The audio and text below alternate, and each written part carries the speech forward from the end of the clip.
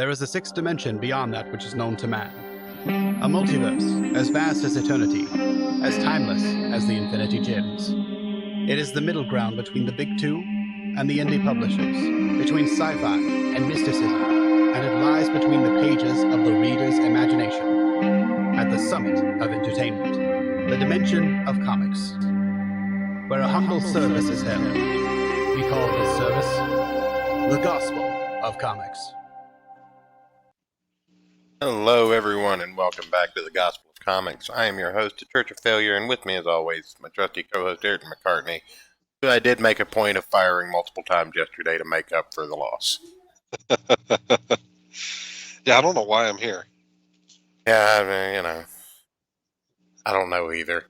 I invite you every episode and you show up, I guess. I don't know. I have to do something about this. People are going to start talking. Yeah. But anyway, anything interesting going on today with Labor Day? Hopefully, most everybody had the day off, was able to relax, spend time with family, friends, get your drink on, enjoy an extra day off of work. If you did have to work, I apologize for that. I did not, so I've done absolutely nothing today, and it is fantastic. Yeah, definitely got my drink on. Oh yeah, which is why I just have water right now for the show. That's just because you're an underachiever. You go Well, back to it's work 'cause my tomorrow body or was something? Yeah, well, and my body was like, "Hey, bro, can we have something else besides Guinness?" It's like, all right, I guess. Punch yourself in the liver, and you tell it no. Tell it to I take don't really feel like. I don't feel like trying to punch myself in the liver, though. No, it's just because you're not committed, sir. But we'll get you there. No shame in taking your time. But it was a pretty close vote today. I actually thought in the last couple of minutes, I thought that Superman was going to pull it out, but somebody gave Sherlock Holmes the vote to push it over. So, hello to No, I guess Bro the and real Danielle question in the chat. is. What? The real question is going to be: do we get Dynamite in any of these episodes? That's pretty much all you look forward to when we do the radio episodes now, isn't it? Just the Dynamite. Pretty much. Okay. Pretty much. Well, I mean, Sherlock's casual arson is entertaining. well, maybe his casual arson will lead to the explosion of some dynamite. That's what I'm hoping for, really. He'll set something on fire, and that fire will spread to a dynamite cache. Yeah, exactly. Well, see, my fascination with Dynamite comes from growing up watching Looney Tunes, really, is where that comes from. Yeah, I can't wait till that stuff goes into public domain. That'll be great. I mean, some of it probably already is, but some of it probably already is, but then you have the trademark issue and all that good shit. So that's some stuff you may never see, like freely rebroadcast. Yeah, well, and that's Warner Brothers, isn't it? Yes. Yeah. Which Warner is owned by AT&T now, though. Yeah. Still have a feeling that they have some tricky games like Disney does. They'll hang on to those for a while. Well, moving into the actual radio portion of the segment, one thing to note is we're getting into the early 40s with these episodes, and we go from 41 to 43 tonight, just based on what we had to choose from that was catalog. The first two episodes are your usual half-hour, 25-minute increments. The last four are 10 to 15-minute episodes. So we're going to see how that goes. If we get through everything, that's 6 chances to get Ayrton's Dynamite. So you got that going for you. We'll be starting off the evening with episode 57, Miss Warren's Key.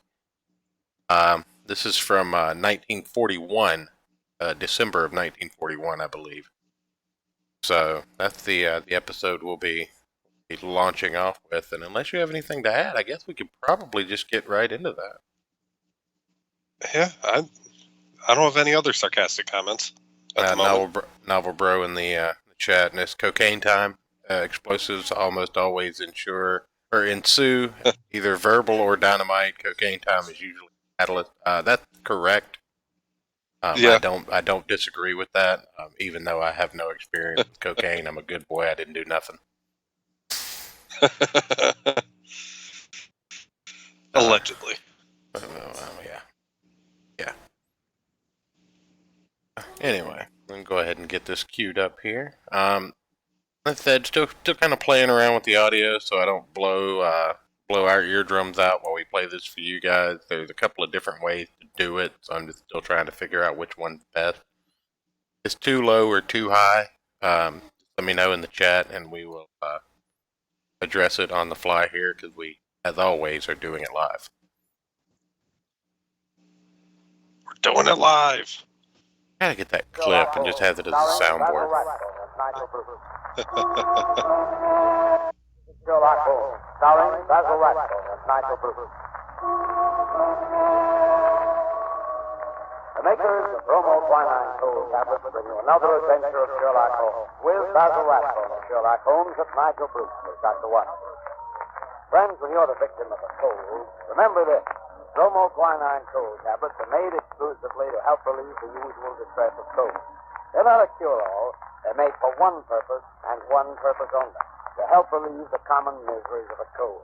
The aches, the pain, the fever, and nasal stuffing. That's why they do such an effective job.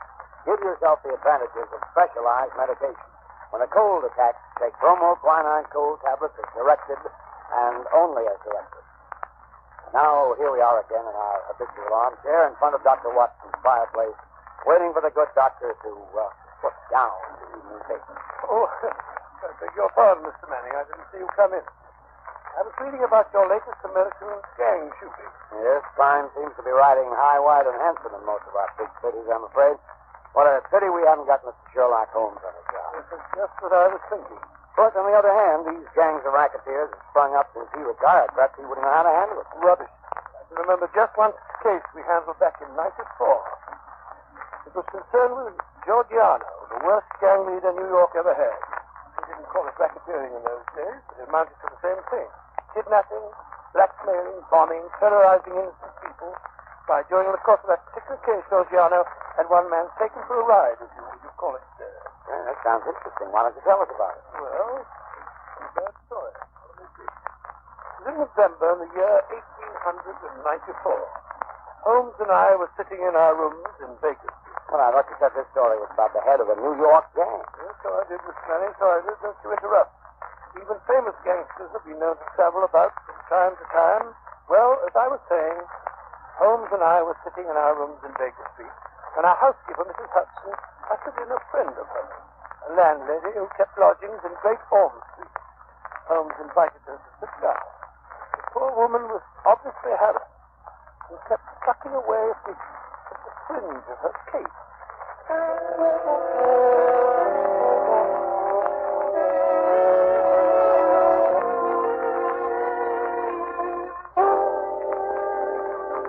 Mrs. Hudson tells me that you've been having some difficulty with the lodger, Mrs. Warren, that's thank you, Minnie's. No, Mr. Henry, you couldn't call it difficulty I'm having. And it was a lodger that was easier to do for. It's just that I don't see him from one weekend to the other. Oh, come now. That's nothing to be uneasy about. My best to Mrs. Warren, if I were your lodger, there would be many occasions when you wouldn't see me for weeks at a time. I work a good deal at night, you know, and do my speaking by day. No doubt, Mr. Holmes. But this is different. He never goes out, not even at night. I've waited up to find out. I never see his face, not even when he pays his bill. Not a sign of him ever seen for the last 3 weeks. And how do you know he's still there? Like he's trying to get away from something? Oh, it frightens me, Mr. Holmes. I can't sleep for fright. When did this lodger first come to you? 3 weeks back it was. He asked me terms and I said 50 shillings a week. You see, there's a fine sitting room and bedroom all complete like at the top of the house. Yes, indeed. Go on. Well, Mr. Holmes, he said to me, I'll pay £5 a week if I can have it on my own terms. He took a £10 note out of his pocket then and there and give it to me 2 weeks in advance. Then he says he's to be left entirely to himself and never for any excuse are we to disturb him. So he took the rooms and hasn't been out since. Oh, yes, sir. What? But I thought you said that he... Just what it was, sir, that first night. He went out and returned very late. He was all in bed, but I heard him walking up the stairs. And his door shut and locked. Always keeps it locked. And I ain't seen him since. But his meals. How does he get his meals? Well, when he rings, I take a tray up and leave it on a chair outside his door. Then when he rings again, up I goes and takes the tray away empty. If he's wanting anything else, he writes it on a slip of paper and leaves it on the tray. I see. Have you brought any of those bits of paper with you? Yes, Mr. Holmes. There's in 3. Good. Here they are. Uh-huh. When today? Most interesting. Written with a broad, pointed, violet-tipped pencil and printed. Well, what do they say, Holmes? The messages are quite laconic, my dear Watson. Soap, Daily Gazette, and match. They open up a very pleasing field of intelligent speculation. Suggestive, Watson, very suggestive. The gentleman... Anything very unusual about those papers? No. That's printed. The gentleman doesn't wish Mrs. Warren to obtain a sample of his handwriting. And here, look. On this lip, after the soap, a corner has been torn away. There was evidently some mark, perhaps a thumbprint. It might give a clue to the man's identity. Furthermore, the person is undoubtedly a foreigner. Oh, and how do you deduce that? When he writes match, not matches. You must look the word up in the dictionary. This gave only the singular, of course. Now, Mrs. Warren, what did your lodger look like when he came to take the rooms? Youngish he was, Mr. Holmes. Not over 30. Middle-sized, dark, and he had a beard. Spoke English? Yes, sir, he spoke English well enough, but with an accent to the foreign. Uh-huh. What did I tell you, Watson? What did I tell you? Did he give his name? No, sir. He had any letters or callers? No, sir. Where did he retire when you or the girl go in to do his in the morning? We don't go in, sir. He does for himself. Oh, I see, yes, interesting. And you say nothing has come out of that room? Absolutely nothing? Just 2 burnt matches and a cigarette end. They was on the tray this morning. You brought them with you? Oh, that I did, sir. Mrs. Hudson told me how you said nothing was too small to take notice of. Mrs. Hudson was right. Sir, here you be. These matches were used to light cigarettes. Steady. How can you tell what the matches were used for? Quite obvious, my dear. Wasn't quite obvious. The shortness of the burnt end. At least half a match is consumed in lighting a pipe or a cigar. Hello. Well. This cigarette is certainly remarkable. Yes, Mrs. Warren. The gentleman who is now living in your rooms is not the gentleman who engaged them. No, Holmes, you can't tell us that. You can deduce that from the cigarette shop. Elementary, my dear Watson, elementary. Notice the size of the thing. I believe you said the first gentleman had a beard, Mrs. Warren. Yes, sir. A black beard it was, and a flowing moustache. Yes. Now, take the cigarette. Only a clean-shaven man could have smoked it down this far. Why, Watson, even that bristle you call a moustache would have been singed. That's not very funny. Perhaps he used a holder. Impossible, my dear fellow. Notice the way that it's matted at the end. No, it's a different person entirely. How could he have got in? Well, he went out the first night, Mrs. Warren tells us. But did the same man return? I think not. I think it was the second chap who came back. The one for whom the first man took the room. Perhaps they both returned. Possibly that there are 2 men in those rooms. Excellent, my dear Watson, excellent. You're coming along. Now, tell me, Mrs. Warren, how much does the fellow eat? Would it be enough for 2? Oh, no, sir. He eats so little I often wonder if he can keep life in warm. Well, that settles that. Oh? Now, Mrs. Warren, there seems to be nothing more to be done for the moment. I hardly think the situation is dangerous, at least not for the present. But keep us informed of any further developments. Oh, thank you, Mr. Holmes. I feel easier in my mind already. Thank you, sir. Thank you. Not at all. Good day, gentlemen. Good day, Mrs. Warren. Look here, Holmes. You're not going to go puttering about in this affair. The man is probably just a harmless eccentric of some sort. You never know, Watson. You never know. Whoever he is living in terror. Huh? Terror of what, I wonder? Oh, rubbish. Besides, who's going to foot the bill? What do you expect to get out of a case like this? Education? The pursuit of knowledge, Watson, is my great hobby. Pursuit of knowledge of a foot. Curiosity, that's what it is. Plain, unadulterated curiosity. Oh, possibly, Watson, possibly. Education, pursuit of knowledge, curiosity. Perhaps they all amount to the same thing. So where are you going to look for your education in this case, if I may ask? In the Daily Gazette, my dear fellow, in the Daily Gazette. A newspaper is often a very storehouse of knowledge.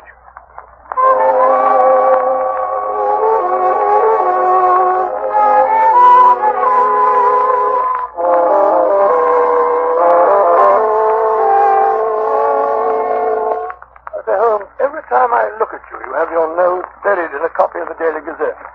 Why the fondness? for that yellow rag? Yeah. The Daily Gazette is the paper Mrs. Warren's mysterious lodger asked for, remember? Well, what of it? What can you discover from a common newspaper? The answer is nothing. Nothing at all. Here it is 4 days since we heard of that mysterious gentleman, Mrs. Warren. What have you unearthed? Nothing. Absolutely nothing. You're wrong as usual, my dear Watson. I've unearthed enough. We interrupt this program to bring you a special bulletin from the NBC newsroom in New York. President Roosevelt will address the joint session of Congress at noon tomorrow. We return you now to the adventures of Sherlock Holmes. My chief enemies to the hiding place of the mysterious lodger. How would you go about keeping in touch with him? Just what I know. Through the papers, my dear fellow, through the agony columns. And since Mrs. Warren's lodger received only one paper, the notices must appear in that. Of course, I see now, but how can you tell which notice is the one we're after? By elimination, Watson. By elimination. Take this paper, for instance. The edition which appeared 2 days after the lodger took up his residence with Mrs. Warren. The agony column, huh? Let's have a look. Dear me. What a collection of groans, cries, and utter nonsense. Oh, perhaps, my dear Watson, perhaps, but nevertheless, an invaluable hunting ground for the searchers after education. Well, go on. The first one reads, surely Jimmy will not break his mother's heart. That's very certain. Listen to this. It's the lady who fainted in the Brixton Yes, disregard that. The lady doesn't interest me. Here's another. Every day, my heart Oh, longs. bleach, Watson. Unmitigated bleach. Go on, please. Well.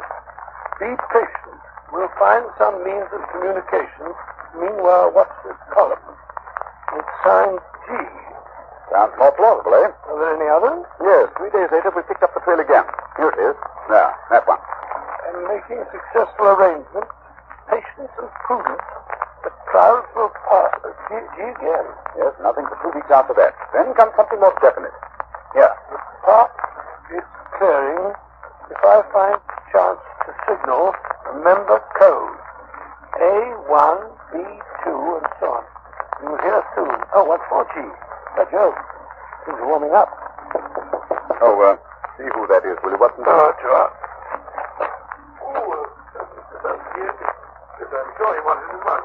Thank you so much. Well. What is it? The afternoon copy of the Gazette that has just arrived. This is how to make that order up. Good. See if there's anything in it.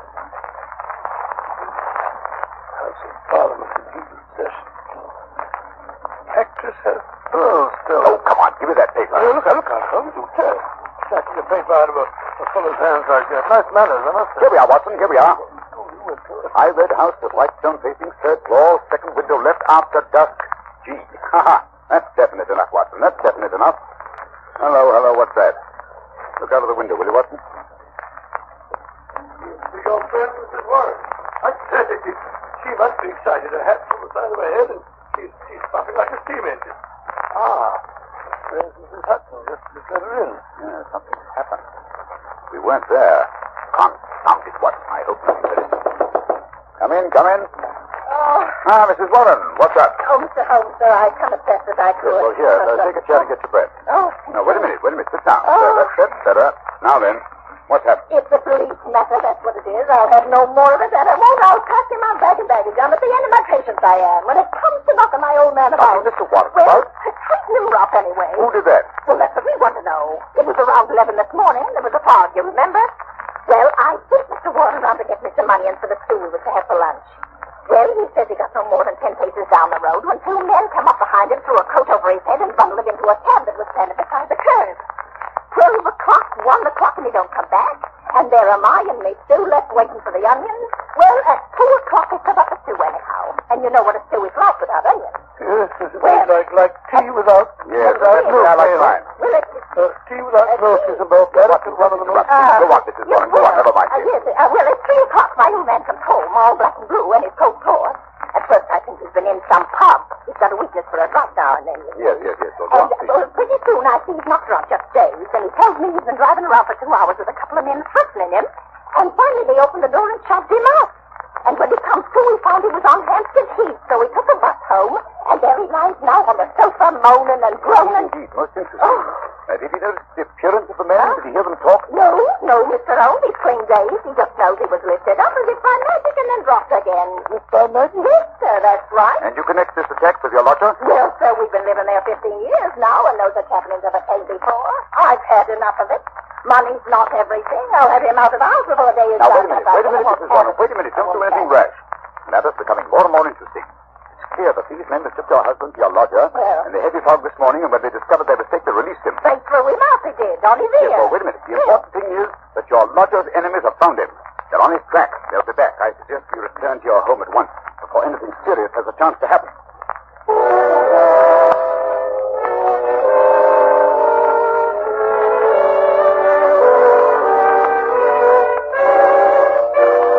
In just a moment, we'll rejoin Sherlock Holmes as he endeavors to solve the mystery of Mrs. Warren's lodger. Ladies and gentlemen, in every American city, town, or village, you'll find a group of people who are worthy of the highest praise. The American druggists, men and women who are always on the job to serve our needs day and night. This evening, we have a very welcome guest, a druggist from the city of the famous Mardi Gras, colorful New Orleans, Mr. Wally Schweikart of the Schaefer and Schweikart Pharmacy at Carrollton and Genesee. Now, here's what happened the other day when a friend of mine visited the Schaefer and Schweikart Pharmacy. Mr. Schweikart, you certainly have a fine modern drugstore. How long have you been serving this neighborhood? About 25 years. Well, sir, it's a long time. Say, what were those big buildings I just passed on the way out? Why, the famous Tulane and Loyola University. And we're proud to have some of the students among our best customers. And I suppose you have an occasional professor stopping in, too, huh? Yes, we do. College students and professors buy medicines just like anyone else. And that brings up a question I'd like to ask. What do most of your customers buy when they want to relieve the usual symptoms of colds? Bromoquinine cold tablets by a big margin. We recommend them, and both Mr. Schaefer and I have used them to help relieve the common miseries of our own colds. That's just the way it happened, isn't it, Mr. Schweikart? Yes, that's right. It's been a pleasure to have you with us, Mr. Schweikart. Your statement bears out the results of a coast-to-coast survey conducted by one of America's leading research organizations and taken among over 2,000 American druggists just like yourself. It was found that more than 87%, that's about 9 out of every 10 druggists, recommend bromoquinine cold tablets as an effective aid in the relief of the usual cold symptoms. And in addition, the majority of these druggists said the bromoquinine cold tablets were their largest selling tablets made exclusively for the common distress of cold. Friends, when you have the usual symptoms of a cold, get the preparation your druggist probably recommends. Time-proven bromoquinine cold tablets and take only as directed. Bromo, B-R-O-M-O.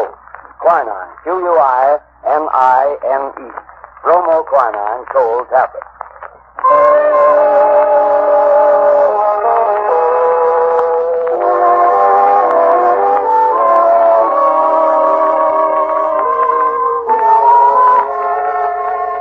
This is my house, sir. It's very tidy indeed. Starched curtains, polished doorknobs. I do my best, Mr. Holmes. Now, where do I put my keys? Those windows on the top floor where the lamp is lit. Those are the lodgers' rooms, I take it? Yes, sir. Oh, here's the key. Slipped inside the linen and the bag. Will you come in, gentlemen? Holmes? Oh, the door's open. Come on in. I say, why are you staring at that house across the street? You see it, Watson? You see it? Of course I see it. I'm not blind. An high red house with white stone facing. Of course. The message. Yes. Watson, that is undoubtedly the signal station. Notice the to let sign in the window? An ideal spot, my dear fellow. An ideal spot. I dare say we're supposed to be gone in time. We're keeping Mrs. Warren waiting. Right, Watson. Practical as usual. Well, Mrs. Warren, what now? I don't rightly know, sir. Like to look at this mysterious lodger of yours. Well, how are you going to manage that if he keeps the door locked? When do you take his next tray up to me, Mrs. Warren? Usually I do see around 4:30. 4:30, eh? It's almost that now. Is there any chance, another room with a door opening onto the corridor? No, sir, that is. Oh, wait a minute, sir. There's a cupboard. A big cupboard almost opposite his door. Yes? Excellent. What you and I will secrete ourselves in that cupboard while Mrs. Warren fixes the gentleman's tea tray. Very good, sir. I'll do it right away. It's the top floor, Mr. Holmes. You can't miss it. The cupboard door is the first one to the right, at the head of the stairs. Good. Thank you. Come on, Watson. like this? Watson, you've too many scruples to be a first-class detective. Oh, come on. Stairs, they creak like a rusty engine. Now, what are you doing? Removing my shoes. You're going to follow my example. That way we have a much better chance of being undetected. Very well, but I feel like a criminal myself. No, not I can't get this shoelace undone. Well, for goodness sake, break it. We can't sit here all night. All right, all right. Oh, there you are. Come along now. Quiet, be quiet. Sounds like the charge of the light brigade. I'm not making any more noise than you are. Now, cupboard door. Yes, let's go. What? What you said it was a large. Smoke of paint, please, squeeze in. Close the door. Only look at the crack. Get them up to you. I can't do the best thing pushed here like this. Well, not supposed to. I'll do this little band bit of it myself. Ah, here comes Mrs. Warren now. Stop that noise, Watson. You're pumping like a grappler. Yes, here she is.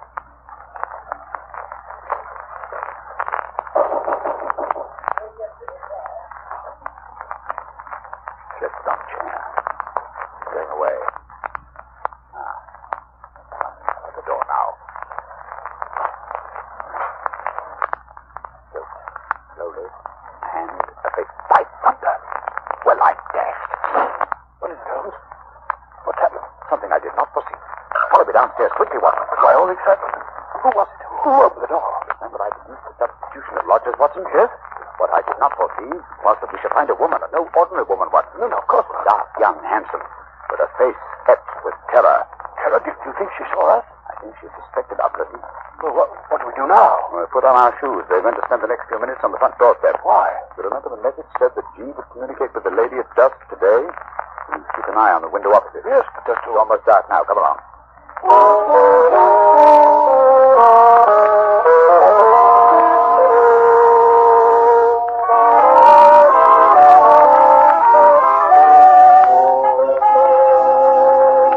Holmes, we've been here for half an hour.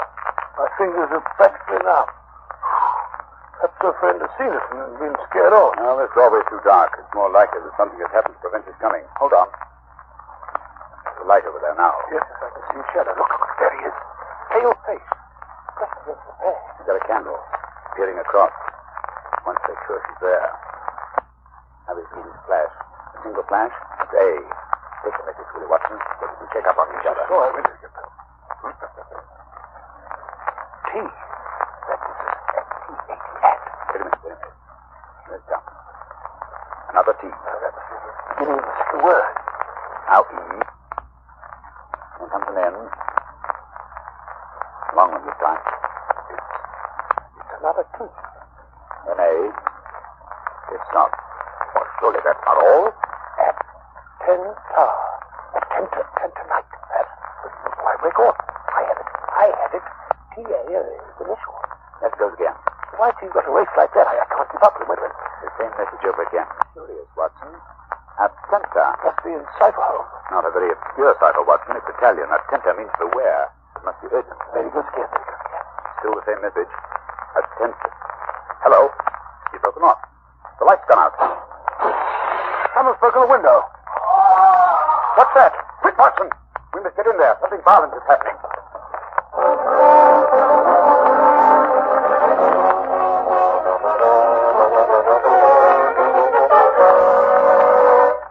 The doors are locked, Holmes. Come along, Ben. Keep your revolver handy. Dark, I can't see a face. Here, up these stairs. Hello. There's a camp where he dropped it. You're warm. Got a match, Watson. That's better. Let's look around a bit. Oh, so quiet. It's uncanny. What could you got? There's a broken window. And here, look here, Watson. Blood. A trail of blood. Some heavy object has been dragged along the floor. Lead to this cupboard door. Open it, Watson. Is it out of? Oh, very well. Oh, look. On the floor, a man. On his back and covered with blood. Look, there's a knife. A knife sticking straight up. Driven blade deep into the body. A terrific blow. Give me that candle. Let's have a look at him. Yes. There. Look at the red circle drawn on the floor under his head. A halo in blood. Holmes, What are you doing with that candle? Finishing the message. I think it will be helpful. Let's get to the root of this mystery. I must find out how he got there. You mean this man? Then you recognize him? Naturally, Watson. It's Black Georgiano, the head of the most terrible band of criminals in America. Georgiano. Gee, for Georgiano. Then it must be he who sent the message. What's he doing over here in England? That's the question in the the lady from across the street. We should be here in a moment. I signaled her to come. Here she is. Very soon. I have a comb. Ah, Sue, what is it? What have you done with him? You must prepare yourself for a nasty shock, madam. My husband, what has happened? What are you hiding from me? Who is that on the floor? I beg of you not Oh, to... let me see. Georgiano. You have killed him. He's dead. Please don't be so upset, madam. But it is wonderful. Marvelous. What? You are the police. You have killed him. Oh, I'm so happy. You have killed He him. was dead when we found him. How so? Then it was my Jenna who killed him. My wonderful Jenna. He has done it to protect me. He has painted me magnificent. But where is he? Just now he sent a message for me to It come. was I who sent the final message. Your husband disappeared out of the back window, if I read the signs correctly. But I ran away. For my husband, he did it to protect himself. To save me. No one could blame him. You could not arrest him for that. No. Now that Georgiano is dead, we fear nothing. We are free. Perhaps you'd like to tell us about it. I may be able to arrange matters with Scotland Yard. Georgiano is my husband. Gennaro Luca. I am Amelia Luca. My husband and I, we live in New York. We are happy until my Geno's brother, he meets this Georgiano. He was a devil, a monster. There is no judge in the world who would punish my husband because he killed him. Yes, I understand he had rather an unsavory character. He was a king. He makes the young Italian men join in his society. Gennaro's brother was one of his men. He cannot break away. He must do the most terrible thing. And then one night he say no. He was shot in the back. In the back? Quite a sportsman, huh? Oh, quiet, Watson. After that, this Georgiano, he say my husband must join his gang. He begins to make love to me. He is terrible. I'm so afraid. So you ran away. Yes. One night we go on a boat for England. But we know Georgiano will follow us when he finds out. My Jenna, he hide me where I will be safe. He knows Georgiano will come, and he waits for him outside. Tonight he arrives at last. But my Jenna is ready. He is prepared to kill him. Oh, he is a hero, my Gennaro. I don't know what the British point of view will be, but I imagine that in New York, this lady's husband will receive a pretty general vote of thanks. Oh, I think we can arrange the British point of view, Watson. Scotland Yard has been on the lookout for this Georgiano since they heard he had landed. Mr. Luca has just taken a little bit of work, that's all. And now, Mrs. Luca, if you'll come with me, I believe we can arrange matters satisfactorily. Gracias, senor, gracias. I'm so happy. Well, it's been an interesting case, Holmes, but I still can't for the life of me see what you expect to get out of it. Education, Watson, a little more education. Always seeking knowledge at the old university.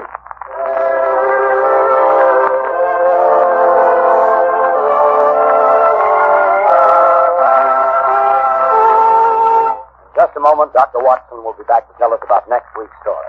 Ladies and gentlemen, when colds are prevalent, act wisely. Don't neglect the cold. Rest and avoid exposure. Remember, if neglected, even a so-called light cold may lead to more serious illness. But if a cold attacks with its headache, pain, nasal distress, and fever, take bromoquinine cold tablets. They go right to work to help relieve the usual miseries of a cold. They're specialized medication, and they work internally. They bring prompt relief, grateful relief, and they are time-proven. They're known and sold everywhere to help relieve the common discomforts of cold. Yes, you can take them with confidence. So when you have the usual symptoms of a cold, get busy and take bromoquinine cold tablets. Use only as directed, and be sure to get the real thing. Look for the letters LBQ on the tablet, and always ask for them by name. Bromo, B-R-O-M-O. Quinine, Q-U-I-N-I-N-E. Bromoquinine cold tablets. Now, Dr. Watson, what about next week? Well, next week I think I'll tell you an adventure that took me on a wild goose chase halfway across the continent of Europe. A case which Holmes solved by opening a copy.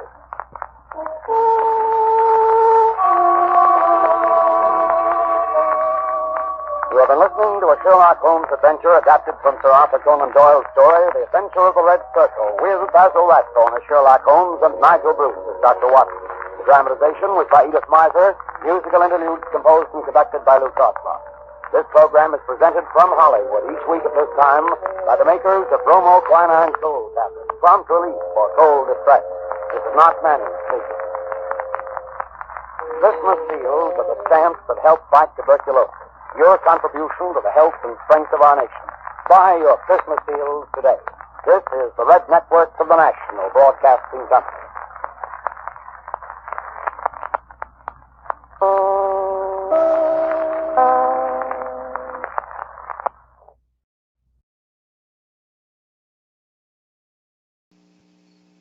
So, no dynamite, but a lot of drug advertisements in that one. So, not a total loss. And, being a doctor back then was super easy. So just like, here, do cocaine. Yeah, basically. Go buy some Coca-Cola. No, I do find it kind of fascinating that you just shill quinine right on the radio. Like, you're a little down. Go get some powerful drugs. Sounds great. I mean, that's not too far off from today. Yeah. No, man. There's an opioid lockdown like a motherfucker. Like, you can break your limbs and they're like, pop some aspirin, you'll be fine. Yeah, well, no, I mean, like, you see, like, drug commercials on TV, and it's for, like, a runny nose, but, side effects may include rectal bleeding, plaque psoriasis, cancer, suicidal thoughts, or death. Right. But, your bloating will go down. Right. Apparently quinine is now used to treat malaria. Huh. So, yeah, malaria medication. You're feeling a little malaria-y. I might be. Well, yeah. What about the Black Plague? That's starting to spread over in California, in the rats at least. There's also apparently a flavor component in tonic water and bitter lemon mixers. So. Huh. Interesting.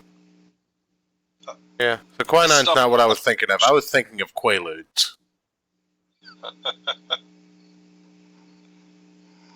See, the things we learn on these radio programs. We got the entire history of blue coal. Now we're learning about random drugs from the 40s. Well, I mean, I guess quinine's probably better to advertise than the, like I said, the cocaine or whatever it was they were putting in Dr. Pepper. Probably their version of meth. Who knows? That was Mrs. Warren's key. Going forward, we have the 3 Garadebs, and before we get into that, I gotta know what a Garadeb is. I don't even know how to spell that. Oh, well. Garridebs.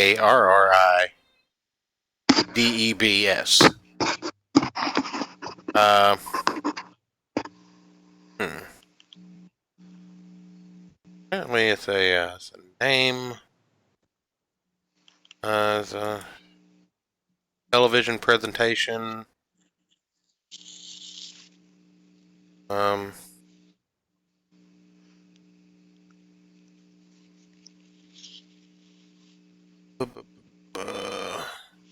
the hell is a Garadeb? It doesn't tell me. Apparently, it's just a last name, I guess, or.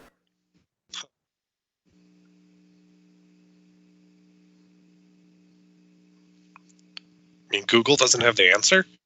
Oh, well, what are you going to do? Huh. Crazy. I'm in shock. Good. Yeah, no. Garadeb's definition and meaning. Entry of the 3 Garadebs is a comedy or a tragedy. Casebook of Sherlock Holmes. Found 2 Garadebs. Oh, shit. And what? Still doesn't tell me what the fuck Garadeb is. I guess it's just a name. Huh. Well, maybe the episode will give us some context. I thought Quaaludes, now we're talking. He did the boomers and watch them go. Yeah, I was very disappointed to find out that I was entirely too young to come up under the Quaalude craze. But what are you gonna do? Let's see here. So yeah, we have the three Garridebs from 1943. Looks like May 9th, 1943. Episode 71, and this is the final 30 minute episode that we have. The rest of them will be 10 to 15 minutes for the rest of the evening. Strap in, enjoy. Let us know if you have any issues. And off we go. And I was privileged to share the adventures of Sherlock Holmes. And I will tell you what happened in the case of the three Garridebs.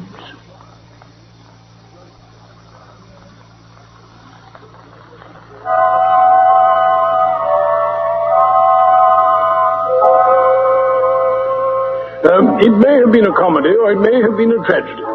It cost one man his reason, it cost me a bloodletting, and it cost yet another man the penalties of the law. Holmes had just spent several days in bed, a habit of his from time to time, but he emerged that morning with a long, foolscap document in his hand and a twinkle of amusement in his austere grey eyes. Well, Holmes, up at last then? My dear Watson. Yes, I have in me the makings of a pretty fine loafer. What have you got there, Holmes? Oh, this? A chance for you to make some money. Eh? Well, don't keep me waiting then. Have you ever heard the name of Garrideb? Garrideb? If you can lay your hands on a Garrideb, there's money in it. Soon see about that, then. Here we are. The London Telephone Directory. Now, what's it all about, Holmes? Oh, that's a long story. Rather a whimsical one, too. I don't think in all our explorations of human complexities we've ever come across anything more singular. Gaffney, Gator, Gamage, Gannett, Gap, Gorick, Garringer. Here you are. Garrideb. N. 136 Little Rider Street, West. Well, what now, Holmes? Is he the only one? Yes. Then I'm sorry to disappoint you. Oh. That's the man who's written me this letter. We want another to match. Confound it, Holmes, I wish... Come in. Yes, Mrs. Hudson? A visitor, Mr. Holmes. Oh? Here is his card, sir. Oh, thank you. Mr. Garrideb. Ah, yes. Ask him to step in, Mrs. Hudson. Yes, sir. Here you are, Watson. Oh, thanks. John Garrideb. John Garrideb, Counsel at Law, Moorville, Kansas, USA. A second Garrideb, Watson. But this gentleman is in the plot already, I'm afraid. Plot? I certainly didn't expect to see him this morning, but he'll be able to tell us a good deal that I want to know. Mr. Garrideb, sir. Ah, come in, sir. Come in. Mr. Sherlock Holmes? Yes. Your pictures aren't unlike you, if you don't mind me saying so. Not at all. This is my friend and colleague, Dr. Watson. How do you do? Pleased to meet you, Dr. Watson. Now, Mr. Holmes, I believe you had a letter from my namesake, Mr. Nathan Garrideb. I have had such a letter. I take it you are the Mr. John Garrideb referred to in it. That's me. Yes, but surely you've been in England for some time. What makes you say that? Your clothes. Oh? Your whole outfit is English. What? Well, the shoulder cut of your coat, the toes of your boots. Could anyone doubt it? Oh, well, I had no idea I was so obvious a Britisher. But business brought me over here some time ago, and so, as you say, my outfit is nearly all London. What about getting down to that paper there in your hands? Patience, Mr. Garrideb. Tell me, why did Mr. Nathan Garrideb not come with you? That guy. Why did he ever drag you into it at all? Here was a bit of professional business between two gentlemen, and one of them goes and calls in a detective. I don't want police butting into a private matter. No, indeed. But if you're content just to help us find the man, then there's no harm. Very well. And now, sir, we had best have a clear account from your own lips. My friend here knows none of the details yet. That's quite right. Dr. Watson, if you came from Kansas, you wouldn't need me to tell you who Alexander Hamilton Garrideb was. He made his money in real estate and then in the wheat pit in Chicago. He had no kith or kin, but he took a kind of pride in the unusual name he had. That was what brought us together. I was in law at Topeka. One day I had a visit from the old man. He was tickled to death to meet another guy with the same name. It was his pet fad, and he told me he was dead set to find out if there were any more Gary Debs in the world. "Find me another," said he, "and you won't regret it." I told him I was a busy man. I couldn't spend my life hiking around the world in search of Gary Debs. "Nonetheless," he said, "that's just what you will do if things pan out as I planned them." Astonishing. And I soon found that there was a powerful lot of meaning in his words. Yes, sir. What happened, Mr. Gary Deb? Alexander Hamilton Gary Deb died. That's what happened, Mr. Holmes. He left a will behind him that was the queerest that had ever been filed in the state of Kansas. His property was divided into 3 parts, and I was to have one of them, on condition that I found 2 more Gary Debs to share the remainder. We can't lay a finger on an acre of it until we all 3 stand in a row. But when we do, it's worth $5 million for each of us. God gracious. But there isn't another one in the whole United States. I know. I went through it with a fine-tooth comb. So I thought I'd try the old country. And sure enough, there was the name in the London telephone directory. I went after this Nathan Gary Deb and explained the whole matter to him. But he's a lone man like me. With no relatives. Some women, but no men. Yes, but... The will says 3 adult males. Oh. So there you are, Mr. Holmes. We still have a vacancy. And if you can help fill it, we'll be very ready to pay your charges. Well, it is certainly a most curious little problem. Yes, I may take a glance at it at my leisure. I'd be mighty grateful, Mr. Holmes. Oh, by the way, it's curious that you should have come from Topeka. I used to correspond with a gentleman there. Oh? Yes, he's dead now. Old Dr. Lysander Starr. He was mayor in 1890 or thereabouts. Oh, yes. Good old Dr. Starr. His name is still honored in Topeka, Mr. Holmes. Well, good day, gentlemen. I reckon you'll hear from me in a day or 2. Good day, Mr. Gary. Sure you are, sir.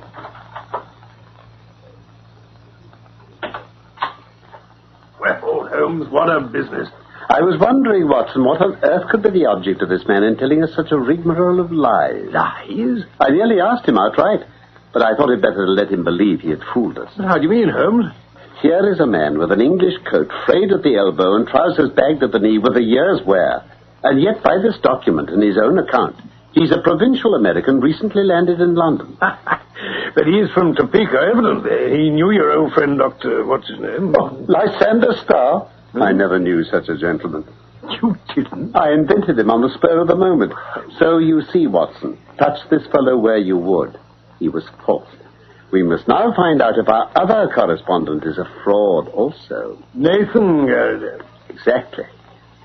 Perhaps you'll be so kind as to ring him up, Watson, and ask for an appointment for this evening. You will find a chair here, Mr. Holmes. Oh, thank you. Pray allow me to clear these bones from the seat. There we are. That's better. And you, sir, Mr. Dr. Watson, yes. If you would have the goodness to put the Japanese vase to one side. Very well, sir. Thank you. You see round me my little interests in life, gentlemen. My doctor lectures me about never going out, but why should I go out when I have so much to hold me here? But you never go out, sir. Oh, now and again I drive down to the auction rooms. Otherwise, no, I very seldom leave this room.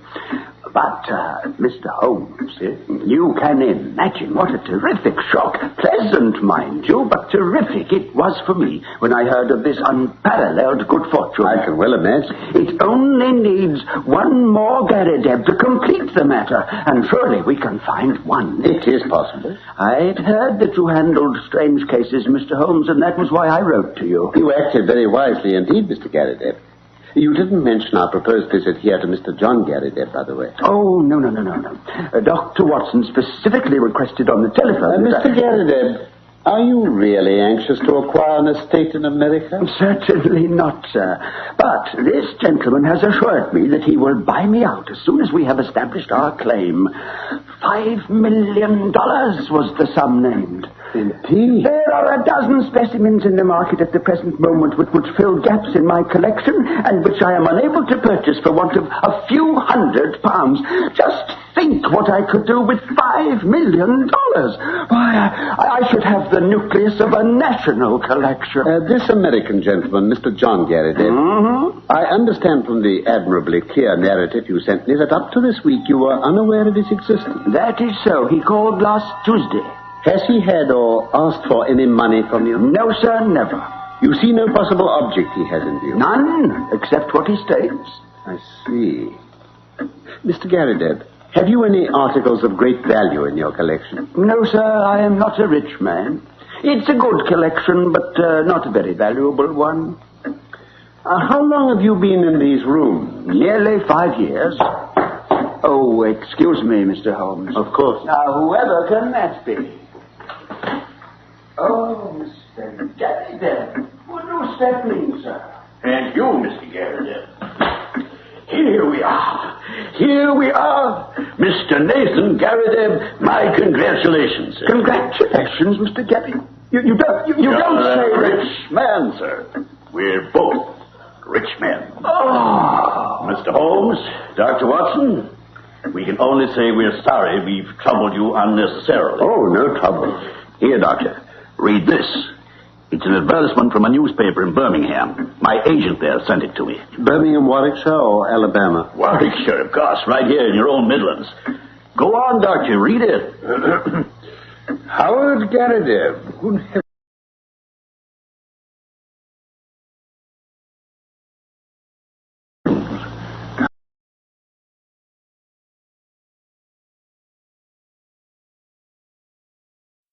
Sorry, folks. Apparently Skype just shut out on us, and I didn't want to deafen all of you up. There we go. Alright, are you back? Fucking Skype. Yeah. Blame Skype. We all know it's your fault.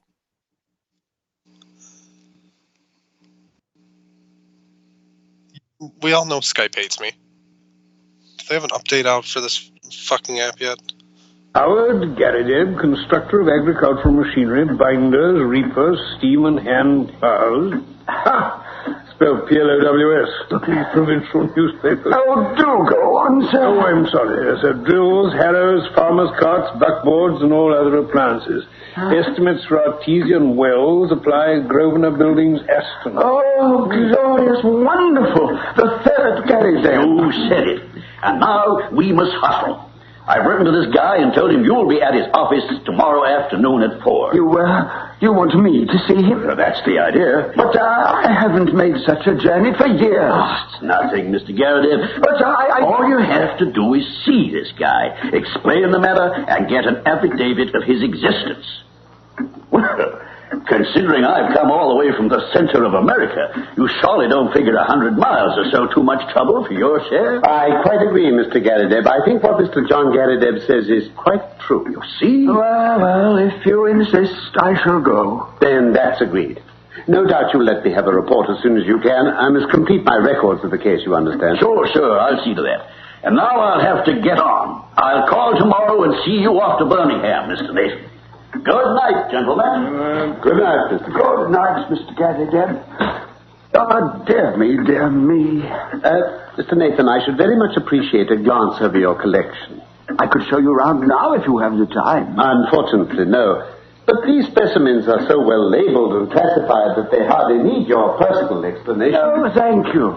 So if I should be able to look in tomorrow while you're away, I presume there'd be no objection to my examining them? None at all, my dear sir. Most welcome. Thank you. Mrs. Saunders is in the basement up to 4 o'clock. I'll say a word to her, and she will be ready to let you in with her key. Capital. Oh, by the way, who's your house agent? Holloway and Steele in the Edgware Road. But, why?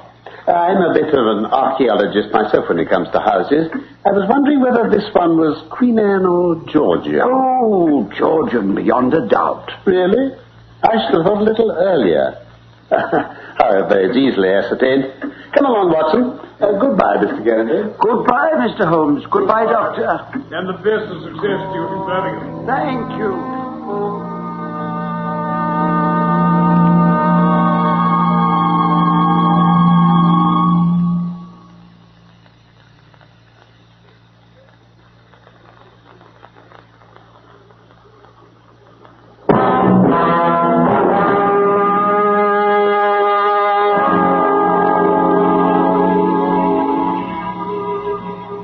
Our little problem draws to a close, Watson. Yeah.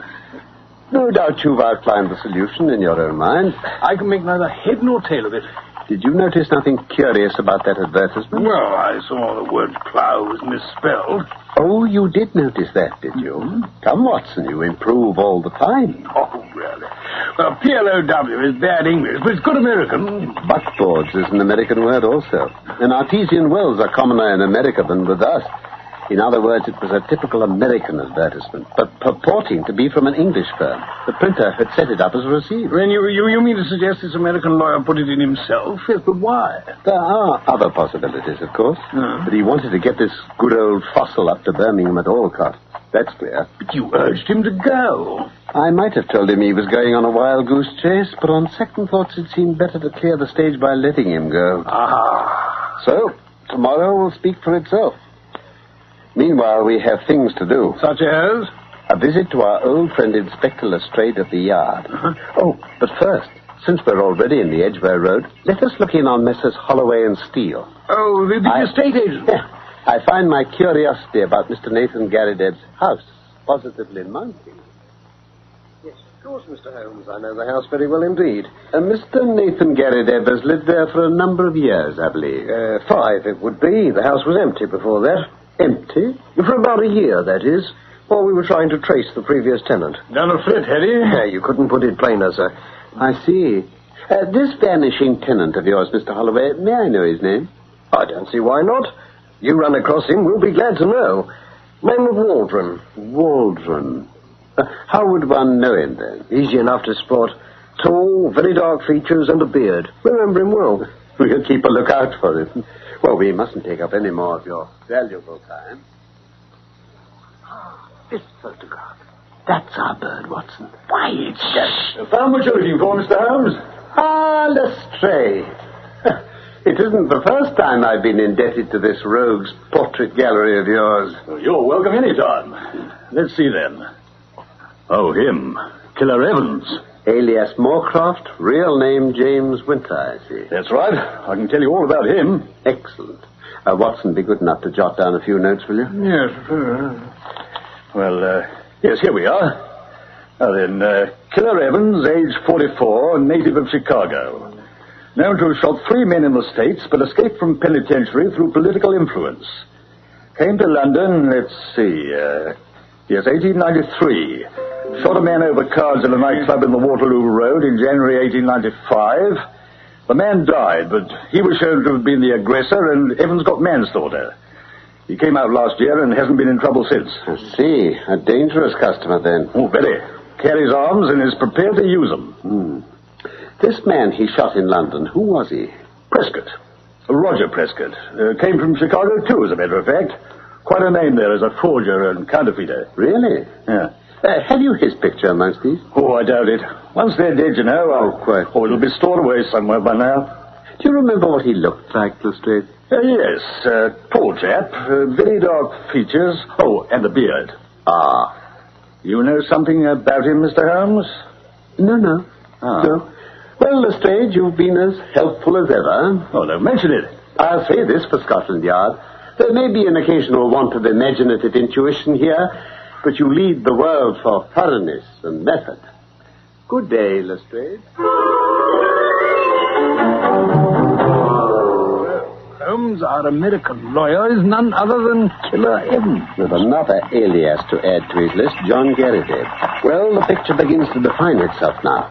Our client, Mr. Nathan Garrideb, as he told us, has lived in that house for 5 years. Yeah? It was empty for a year before that because the previous tenant, a man named Waldron, had unaccountably disappeared. Now, Waldron was a tall, bearded man with very dark features. So was Prescott, the man Killer Evans shot in 1895, which would be about the time Waldron disappeared. Then you think that Prescott and Waldron were the same man? Prescott, alias Waldron, was connected with Killer Evans, alias John Garrideb. Garrideb is interested in the house in which Waldron once lived. So, as a working hypothesis, I think we may take it that Prescott, the American forger and counterfeiter, used to live in the very room which our innocent friend now devotes to his museum. So, you see, at last, we have a link. And the next link? We must go and look for that tomorrow while our client is absent in Birmingham.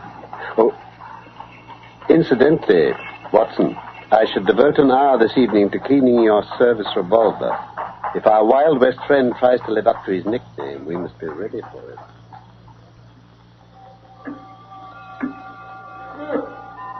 What he needs in here is some good fresh air. Close the door, my dear Watson. Lock it and remove the key.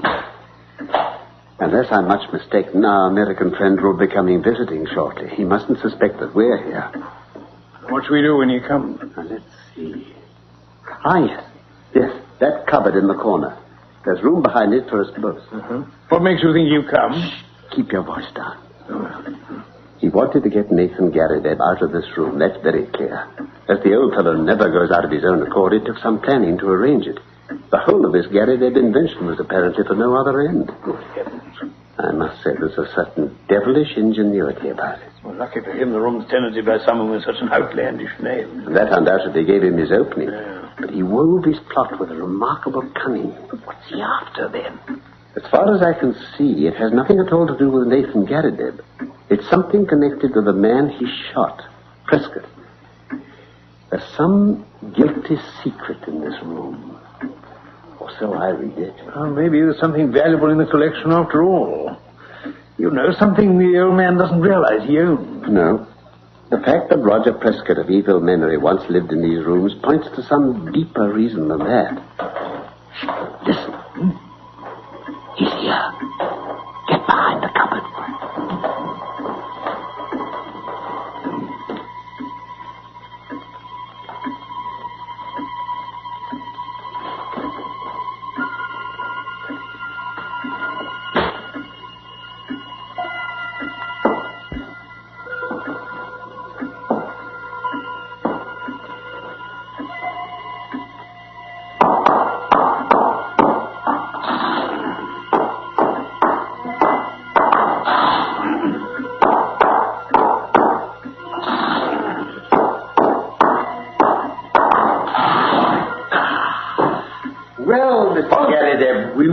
What you're seeking, I trust.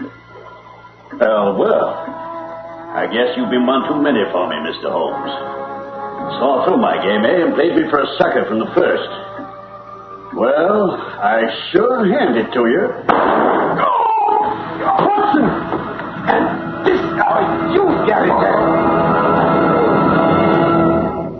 Watson, it's all right. He's unconscious. But you're not hurt, Watson. Say that you're not hurt. I don't think it's anything, Holmes. My thigh. Here, quickly. Let's see. No, it's nothing, Holmes. It's a mere scratch. Oh, you're right, Watson. By the Lord Harry, it's as well for that devil there.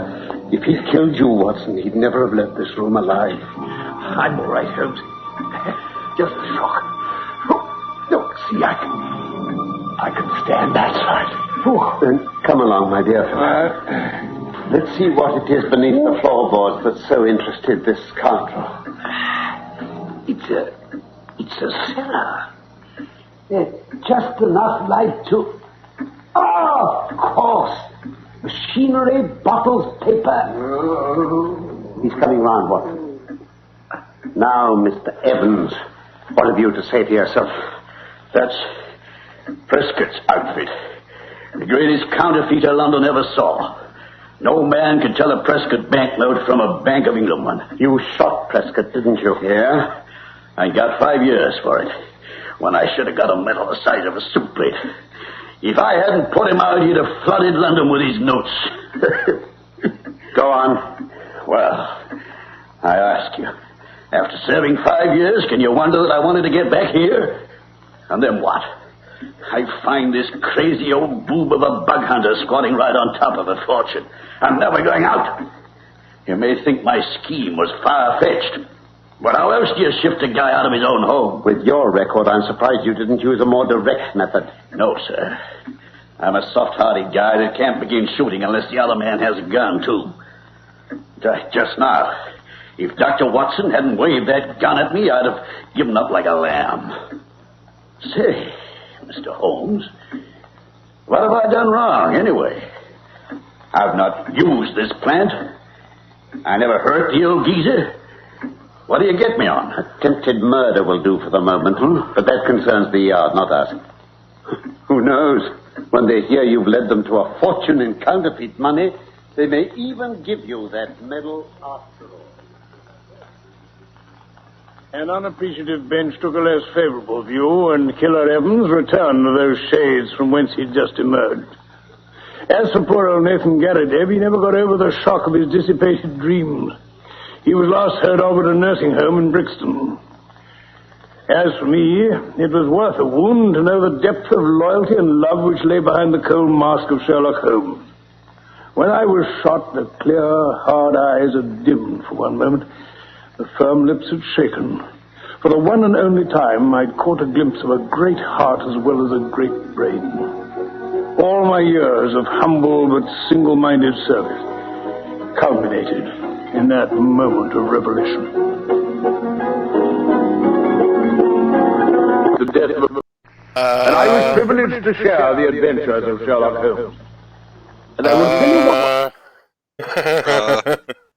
I think Watson's on his medication for being shot and speaking a little too freely. I mean, I don't know that Holmes wants all that about their relationship getting out there.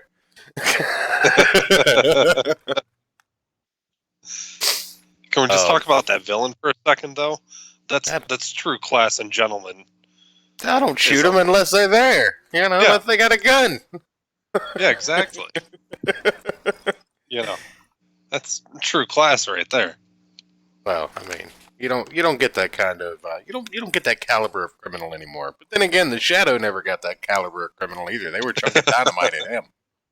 True. We can't even see him. Throw some dynamite. What the fuck? It sounds like the voice is coming from that way. Throw the dynamite. Yeah. Screw that support beam. Just take it out. Be fine. No big deal, right? They'll borrow right. There's another one next to it. Yeah, no big deal, right? We'll just blow the whole building up. Seems good. Not like we need a headquarters or anything. I mean, that is the best way to get rid of the Shadow. And your headquarters, I guess. Destroy the evidence. Yeah, exactly. Even then, it's not a guarantee. He'd still probably make it out. But oh yeah, absolutely. Well, he just threw Margot in front of the dynamite.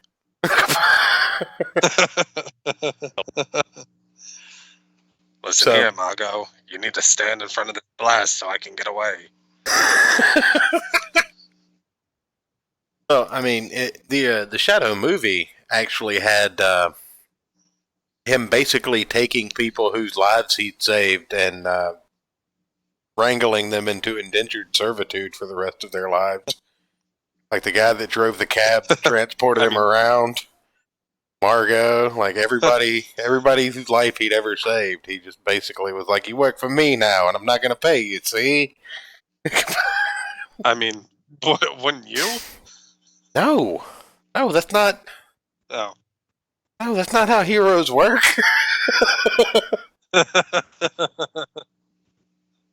To be the good guy, you can't just be like, "Nah." Cloud the minds of men. Well, yeah, I mean, I guess it goes into whether or not that Shadow was a hero or not. But, anyway, the next episode we have coming up is Priory School. I don't know how I feel about this, but one of the shorter episodes, only about 15, 16 minutes, so we'll see how this goes. This is from July 2nd, 1943, episode number 79. All right. Sorry,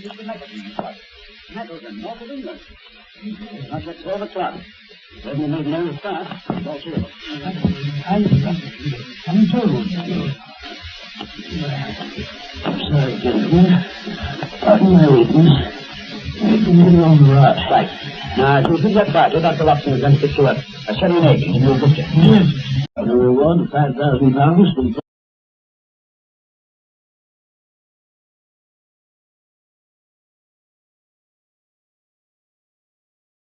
Yeah, we're gonna skip that one because it sounds like the audio has been run through a blender and a trash bag. Just see what else we got And is here. being played out of somebody's rectum. Well, I mean, I wasn't gonna say that, but see if episode 82 is That's what I'm here for. transferred any better. Greek interpreter. Oh, this should be fun. It's not the Jewish breastplate, but it'll do. My grandmother. Oh my God! All of these sound like garbage, really?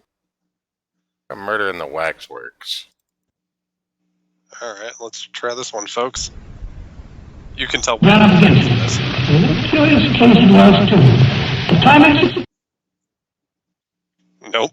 So apparently everything recorded after, after July in 1943 just sounds like shit. See what else I got here.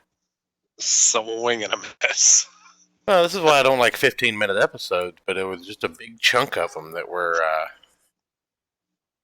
down that way. So let's just see what we can get here. Huh.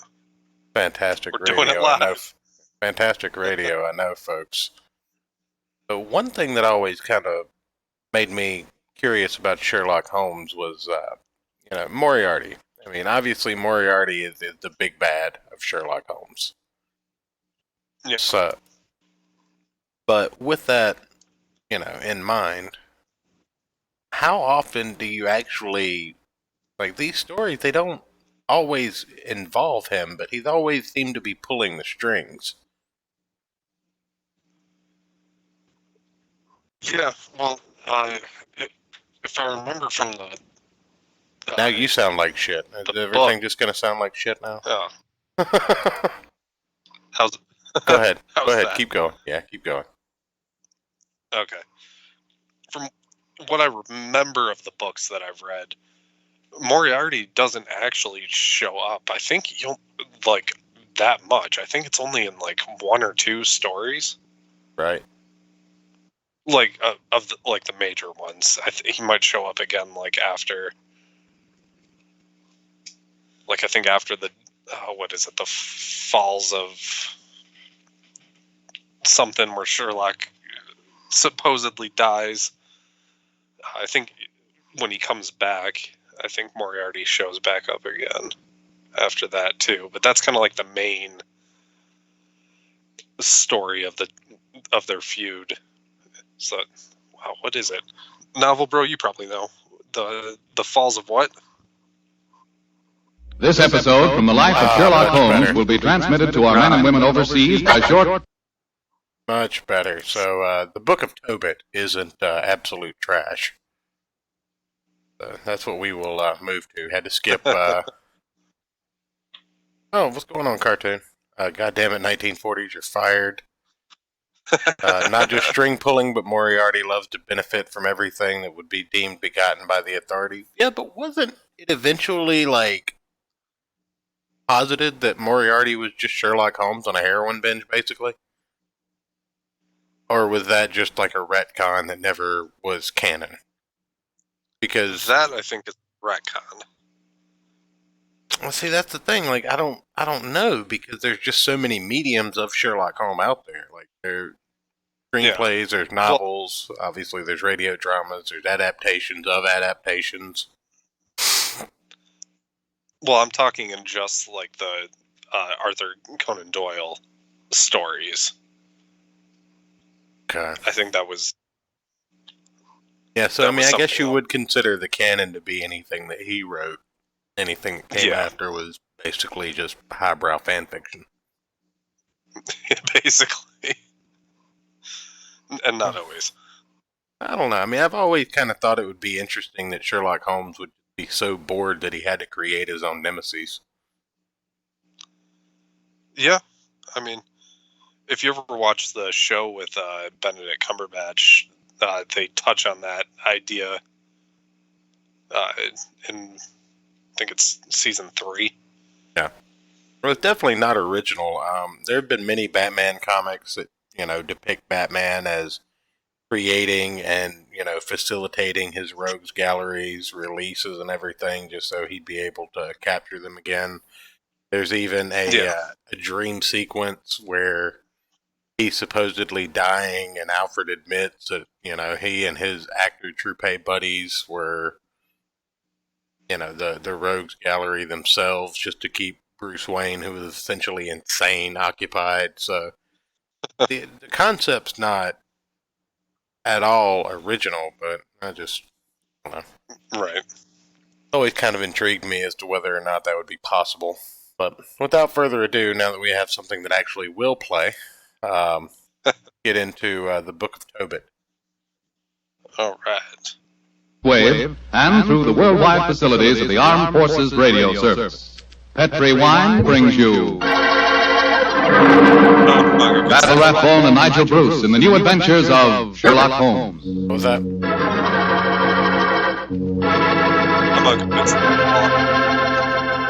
Yeah, it was pretty loud. The Petri family, the family that took time to bring you good wine, invite you to listen to Dr. Watson tell us about an exciting adventure he shared with his old friend, that master detective Sherlock Holmes. And so while you're getting comfortable, I'd like to tell you about an old American custom. The custom of serving a glass of sherry wine before dinner. Petri California Sherry. You know, Petri Sherry is to a good meal Mix it with what an quinine. overture is to a good musical comedy or an opera.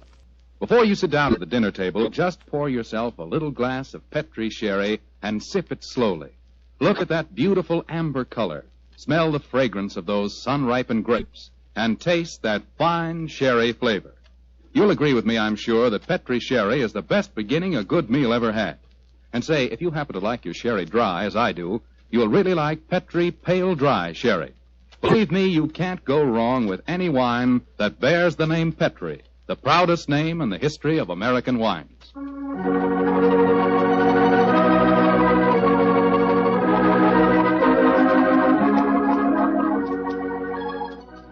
And now let's drop in on the good Dr. Watson, who's waiting for us in his California ranch house. Good evening, Doctor. Good evening, Mr. Foreman. Come in and make yourself at home. Thank you, Doctor.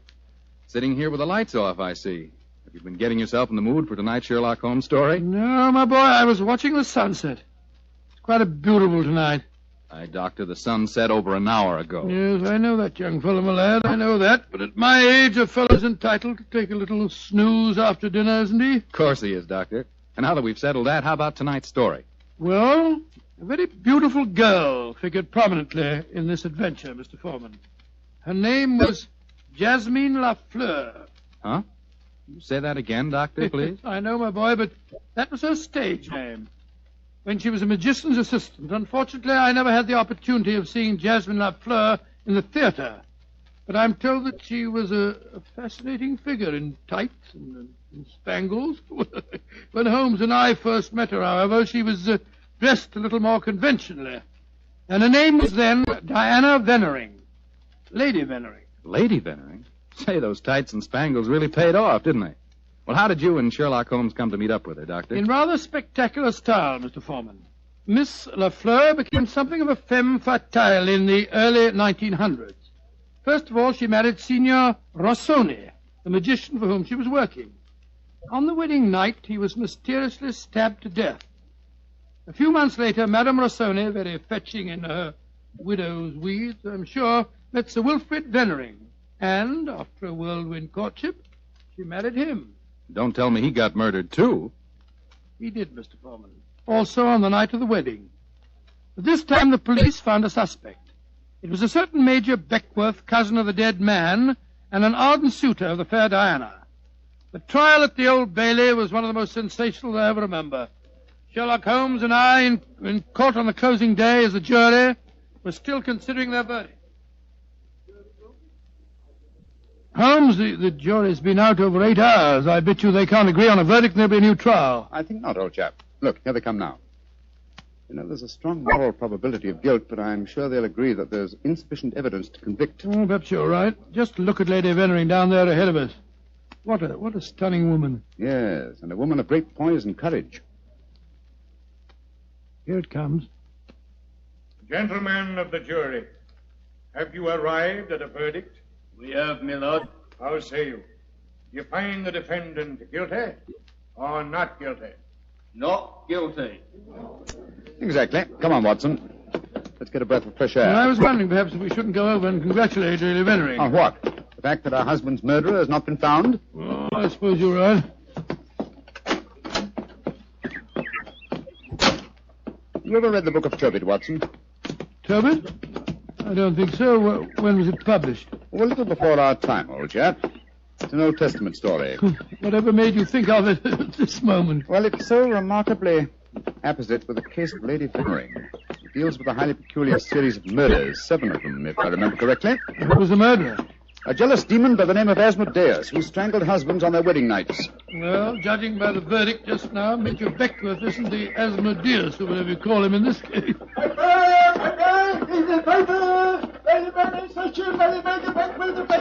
Here you are, boy. Here, give me a paper. Thank you, Governor. Thank you. Paper! Well, Holmes, what does it say? Oh. Wait a minute. Here we are. Listen to this. Lady Vennering, widow of the murdered man, says that she will marry the suspect. Lady Vennering told newspaper reporters this afternoon that if Major Beckworth is acquitted, she will marry him before the year is out. Oh, upon my soul, Holmes, there's a positive sparkle in your eyes. You read about her. I must admit the lady fascinates me, old chap. I hope before she becomes involved in any further tragedies that we may have the opportunity of meeting her, and something tells me that we will.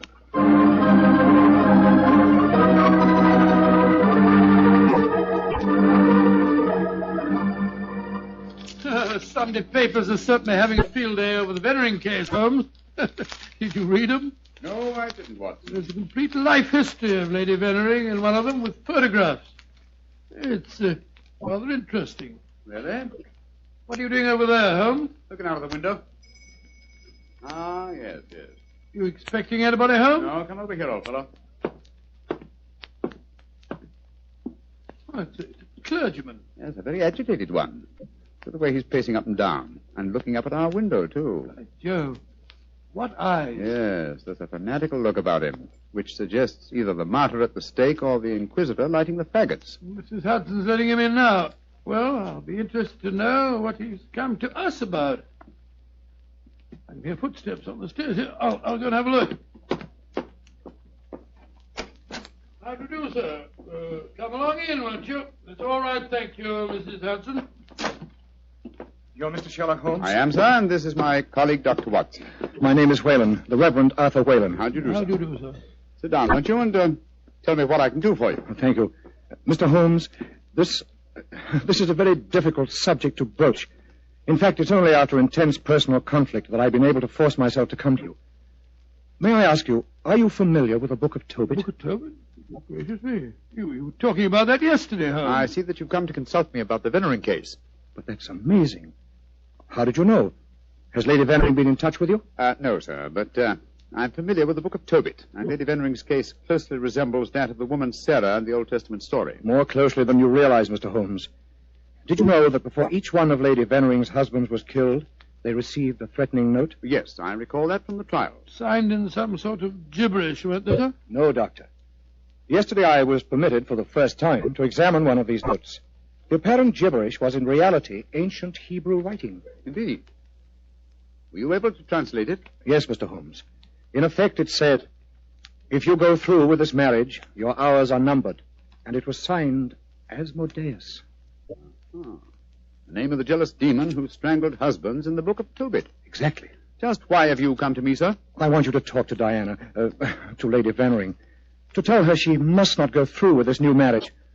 Murder is stalking her, Mr. Holmes. I have argued with her, prayed with her, implored her to realize her danger. But she is adamant. I'm afraid I should feel extremely presumptuous in giving her my advice. No, Mr. Holmes. I have prepared the way for you. You could, I'm sure, make her realize her danger. And she's willing to see me, you say? Willing and anxious. Oh, very well. But I'd like to ask you a few questions first. Anything, Mr. Holmes. What is your interest in her? She's a member of my flock. She needs my guidance. Nothing further? No, Mr. Holmes. By the way, I believe that you performed the marriage ceremony at both of her previous weddings. Yes. Are you proposing to officiate at the ceremony if she marries Major Beckwith? Well, I don't know. I'm hoping that marriage will never take place. And so I want you to help me, Mr. Holmes. Where does the lady live? 47, Berkeley Square. Very well. Dr. Watson and I will call on her this afternoon. Yeah, delighted to. I doubt if I can be there myself. In fact, Diana might speak more freely if I'm not. But here's my card. Oh, thank you. You'll know where to get in touch with me if you want to. Very well, sir. Good day to you, gentlemen. And I'm greatly in your debt. Well, good day, sir. Good day. Strange business, Holmes. I can't believe that Mr. Whalen's motives are entirely impersonal. Nor can I, old chap. What are you laughing about? I was thinking of the book of Tobit, Watson. In that, the role of protector, the role I have just been asked to take, was played by the Archangel Raphael. I can't help feeling, Watson, that I'm making distinct strides in my profession.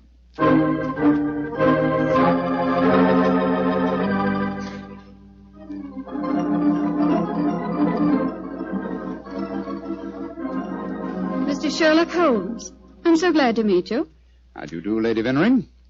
May I introduce my old friend, Dr. Watson?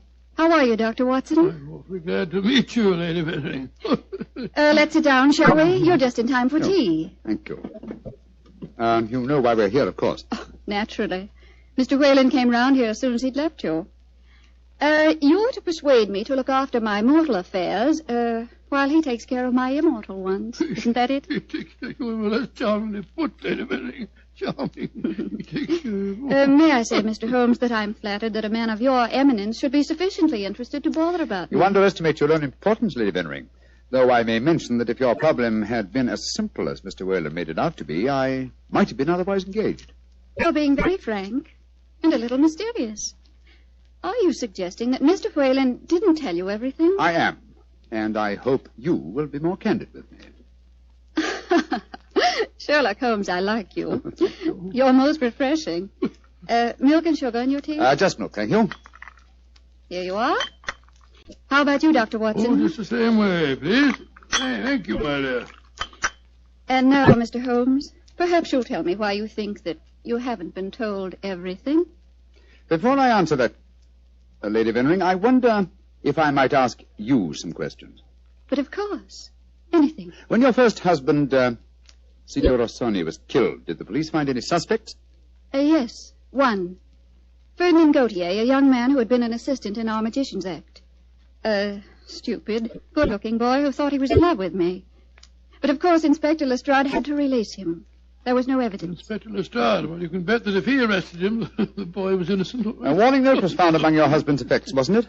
Yes, and it was signed in Hebrew with the name Asmodeus. But perhaps you're not familiar with the Book of Tobit. Oh, yes, sir, I'm familiar with it, Lady Vennering. How did you know then that the Hebrew letters signified that name?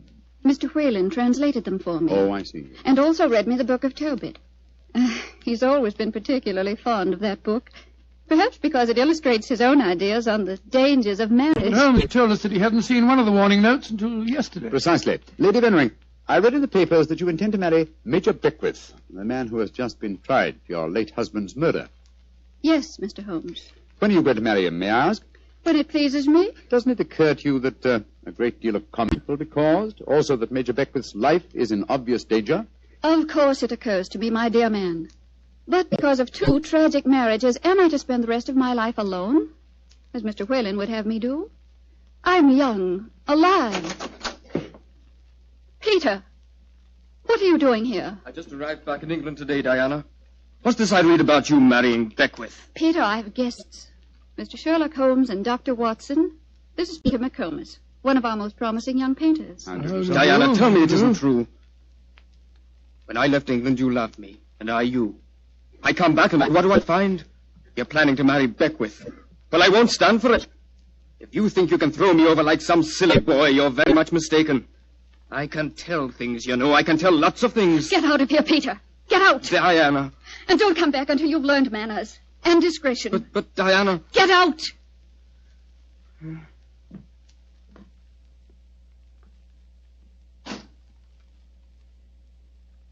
I'm sorry, gentlemen. Were there any more questions you wanted to ask me, Mr. Holmes? One, Lady Bennering.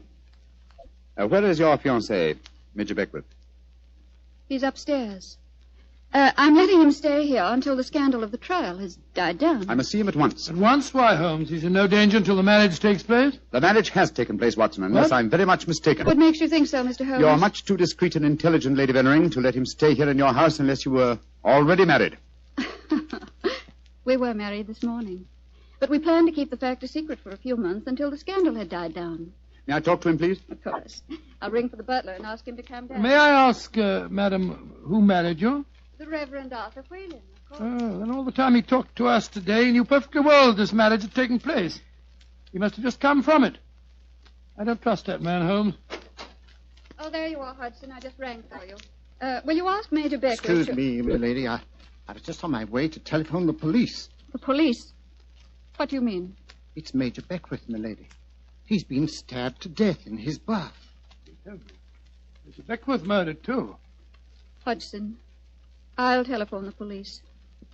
By now, I'm rather well acquainted with Inspector Lestrade. Excuse me, gentlemen. What a dreadful business, Holmes. Your third husband murdered on his wedding day. But what a woman, Watson.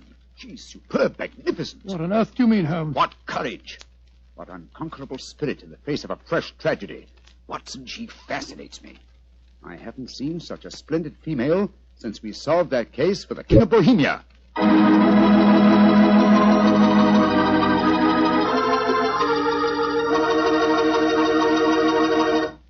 Dr. Watson's story will continue in just a few seconds. Time enough to remind you that the easiest way to make good food taste better is to serve that good food with a swell Petri wine. And there are two Petri wines in particular just made to go with food. Petri California Sauterne, a delicate white wine with a subtle flavor that's perfect with chicken and fish. And Petri California Burgundy, a hearty, rich red wine that's out of this world with any meat or meat dish. So if you want to know just how good a cook you are, serve your good food with Petri wine made to go with it. A Petri Burgundy or a Petri Sauterne. Two swell Petri mealtime wines.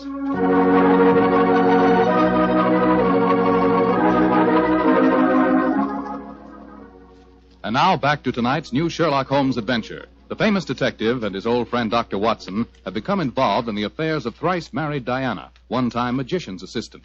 Each of her husbands has been mysteriously murdered on his wedding day, the latest murder occurring on the same day that Sherlock Holmes and Dr. Watson are brought into the case.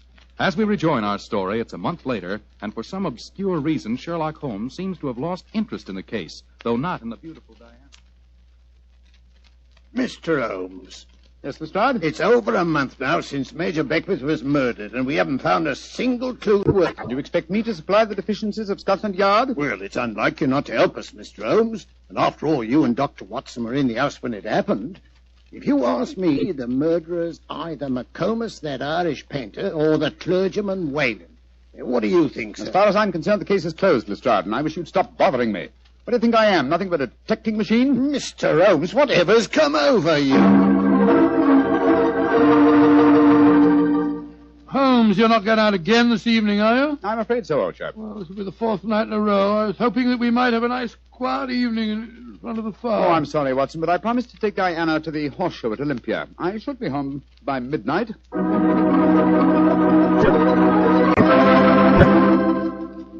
Mr. Holmes. Yes, Mr. Whalen? You're seeing altogether too much of Diana. She seems to be completely under your spell. But you introduced me to her in the first place, with the request that I keep an eye on her. I made a great mistake. As her spiritual protector, I'm afraid I must ask you to stop seeing her. I'm afraid I must ask you, sir, to mind your own business.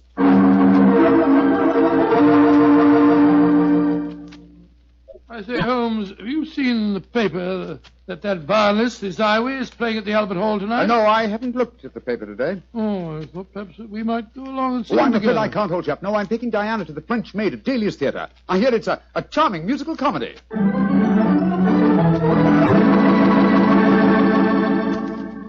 here, Holmes.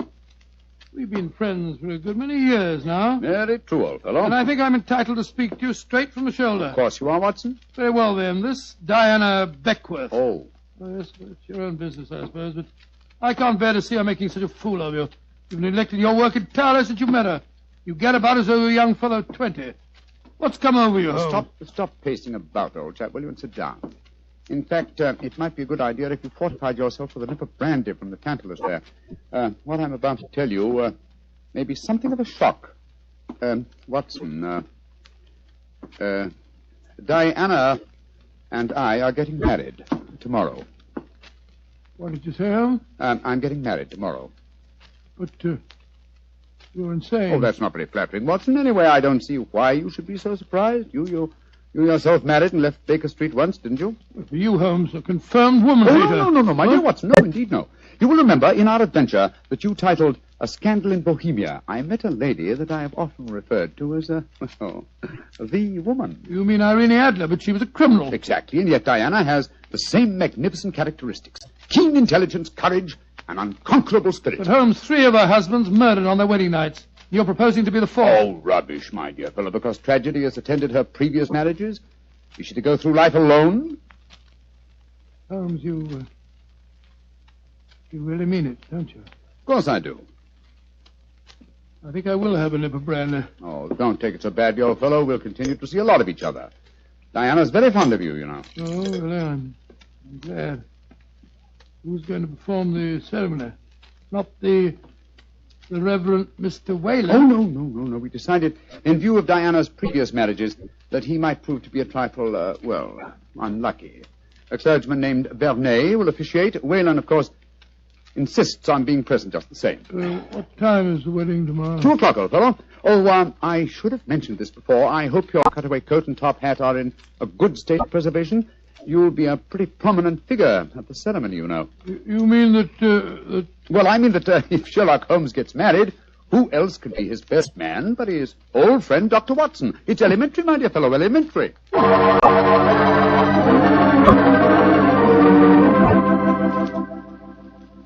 I now pronounce you man and wife, and those whom God hath joined together, let no man put asunder.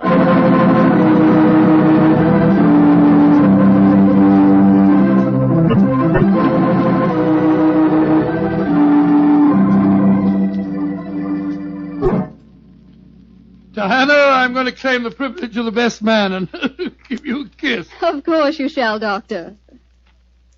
Joe Holmes, you're a devilish lucky fellow. Of course I am, old chap. Sherlock, I'm going upstairs to change my dress now. Very well, Diana. I'll be up shortly. I'll see you later, Dr. Watson. Very well, Mrs. Holmes. Holmes, I never thought I'd live to say that. Watson, old fellow, I'm worried. Worried today? Oh, my dear fellow, what's the matter? Well, just before the ceremony, I received one of those warning notes signed by Asmodeus. Oh, you better be careful, Holmes. I think I'll slip out and have a pipe or two on the matter. Yes. Look after my guests for me, will you? And keep your eyes open. And your ears. Yes, I will indeed. There you are, Mr. Whalen. Would you care for a glass of champagne or punch or something or other? Thank you, no, Doctor. I'm in no mood for celebration. I'm certain that Diana has made a shocking mistake. Well, really, sir, I don't think... I only came here in a last-minute attempt to dissuade her. Now that I've failed, I shall leave. Good day, sir. Yes, sir. Dr. Watson? Oh, hello, McComas. Where's Mr. Holmes? We'll be back in a few minutes. Would you care for a glass of champagne, sir? Well, thank you. I should like to drink a toast to the pair. I've been in love with Diana for years, you know, but she wouldn't marry me, and well, I suppose I might as well make the best of it. I must say your friend Sherlock Holmes seems like a splendid fellow. He is indeed, McComas. In fact, I may say... What? Excuse me, sir. All right, Holmes, I'm coming. Up here. What is the matter, Holmes? Follow me. Lock the door behind you. Allow me to introduce you to the demon Asmodeus, Watson. Unfortunately, at the moment, she's in a faint. Good Lord. It's Diana. Exactly. Always an impetuous woman, she made the mistake of trying to stab me with that knife. So I bent over to strap up a suitcase. She didn't allow for the wall mirror in which I was watching her. You mean you suspected her all along? Of course I did, old fellow. The problem was to find the proof. I first suspected her when I knew that she had been a magician's assistant. The key to the profession of magic is misdirection, and these murders have been a perfect example of misdirection of motive. How do you mean, Holmes? Well, by creating Asmodeus, thanks to the well-meaning stories of the Reverend Mr. Whalen, from whose theological libraries she must have copied the Hebrew signature, she focused the murders on jealousy, concealing the fact that the one person with a perfect motive was herself, the widow who was to inherit. Oh, why hasn't she been caught before? Because she was clever, devilishly clever. She left no clues except an indirect one that I had once spotted, that the likeliest person to be able to approach a bridegroom unsuspected and stab him is his bride. And now I wish you'd see if you can revive her, old fellow. When the police get here, I should like Mrs. Holmes to be in full possession of all her faculties.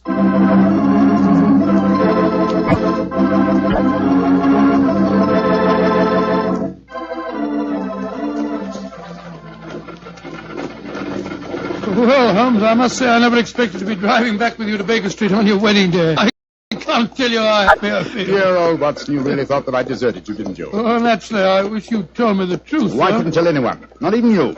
If the faintest shadow of suspicion had entered her mind, I'd never have caught her. Well, it seems to me you paid a pretty high price, Holmes.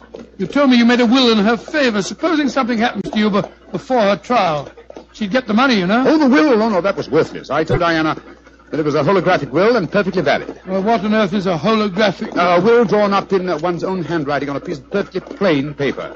Such a document is quite legal, but I drew mine up on a paper with a letterhead. That made it invalid. Oh, I see, but the fact remains that you are married, Holmes. I really fooled you completely, didn't I, Watson?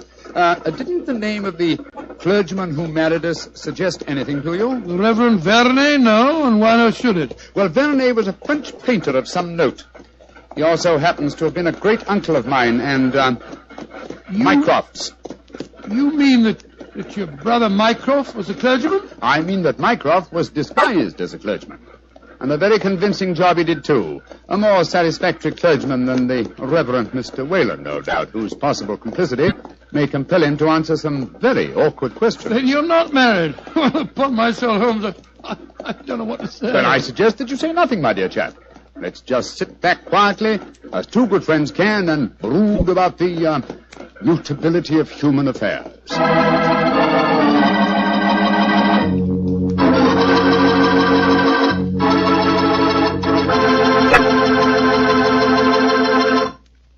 Well, Doctor, tonight's adventure was really a little extraordinary, to say the least. Holmes sure had a narrow escape. Doubly narrow, Mr. Foreman, doubly narrow. He not only escaped the jaws of death, but he also escaped the clutches of matrimony. Actually, the story had a happy ending for everybody but Lady Vennering. Jasmine Lafleur. What about that artist fellow, McComas? How did he take it? Oh, very well indeed. In fact, in gratitude, he even painted Holmes's portrait. Not exactly a good likeness, though. One of those modern artists who paints as impressions of a person rather than a portrait. What do you mean? Well, now, let me see. If he were to paint his impression of you, you'd probably end up by looking like a bottle of Petri wine in a sports jacket. Go ahead, Doctor. You can tease me all you want to, but I'll still rave about Petri wine. And why not? The facts bear me out that Petri wine most certainly is good wine. After all, the Petri family knows all there is to know about the art of turning plump, sun-ripened grapes into fragrant, delicious wine. That's because they've been making wine for generations, ever since they started the Petri business way back in the 1800s. And because the making of Petri wine is a family affair, the family has been able to hand down from father to son, all their skill and knowledge and experience. And believe me, that adds up to plenty. So no matter what type of wine you prefer, one to serve with meals or a wine for any special occasion, choose one of the fine Petri wines. You can't miss, because Petri took time to bring you good wine.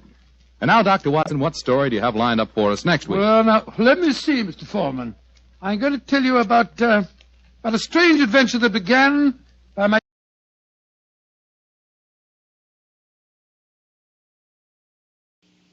No, you will not tell us about the strange adventure that began, because that episode will probably sound like crap and make me look like an idiot again. So, looks like we got about modern artists. Wait, you're a modern artist. I call this one. Well, I'm not like a drawist or a painter. Drawist? You just did that, didn't you? Yes, I did.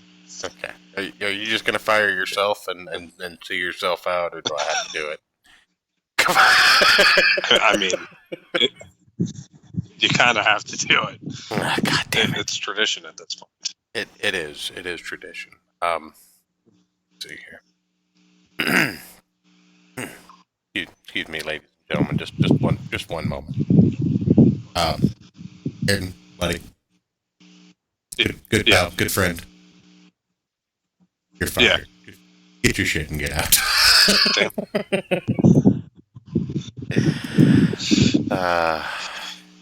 Anyway. Do I have to turn in my badge and my gun too? No, those aren't mine. No. You had those when you got here. But I will have to say that that commercial about the wine sounded like old Greg. Yeah. I call this one Bailey's. But a wee bit closer. We're gonna drink this Pepsi wine from a shoe.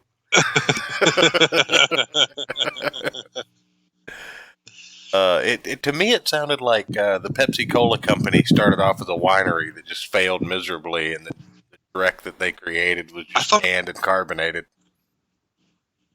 I thought it was Petri. Oh, it was, but I'm saying I kept hearing Pepsi.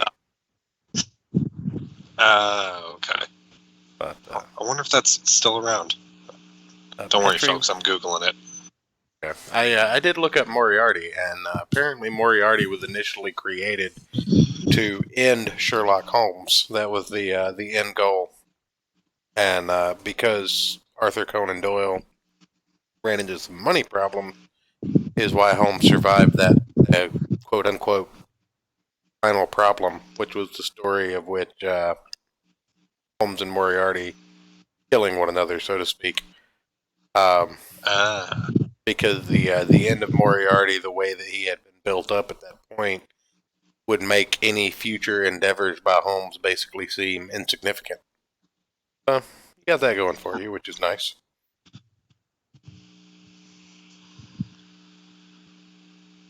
You know, it's like Go ahead. It's like action and superhero movies today. They come like right out of the gate with like a huge ass villain, and then you're like, well, where do you go from here? Well, no, I think they did pretty well with Endgame, like Thanos, because they did with the that build up. Yeah, the build up. But like, did you watch like Justice League? Like, it's the third movie that. That was their third movie into it, and they bring Steppenwolf in and make it this giant like world-ending event. Yeah, but Steppenwolf only leads to Darkseid, though. So I mean, you still had a step above Steppenwolf. No pun intended. Anything on the wine?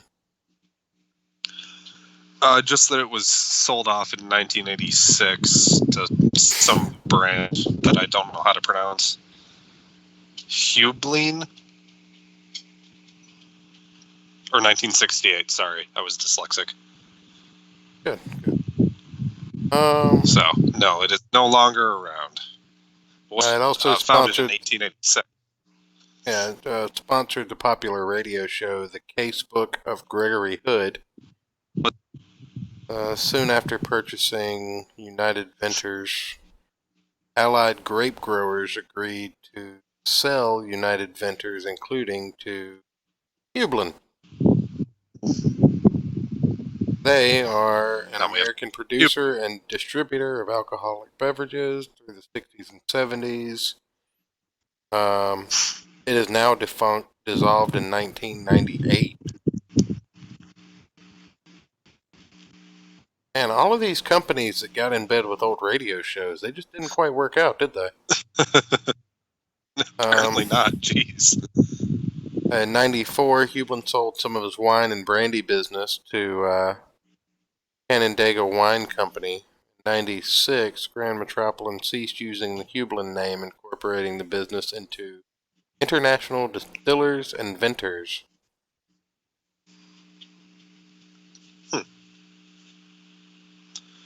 See, we're educating you here, folks. You get entertainment about Jewish signatures. but then you get some education afterwards. Constellation Brands, a Fortune 500 company, still owns what is left of the Hublin and Petrie brand, but they were also Hublin was briefly intertwined with Kentucky Fried Chicken, where that was acquired by PepsiCo. Doesn't Pepsi own Pizza Hut? Taco Do they Bell own Pizza and Hut, or I think Pepsi? They at least have controlling interest in it, don't they? well, I know they have like contracts. No, I think they have controlling interest in it. Huh, I have no idea. That's another day. That's a rabbit hole we don't need to go down. Nick Ricado's coming on in about 10 minutes. We don't need to get into all that.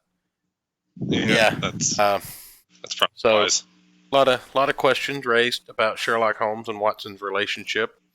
Apparently, Sherlock Holmes will marry someone to solve a case. That's good to know. I mean, yeah. Why wouldn't he? You do what it takes, I guess. Yeah.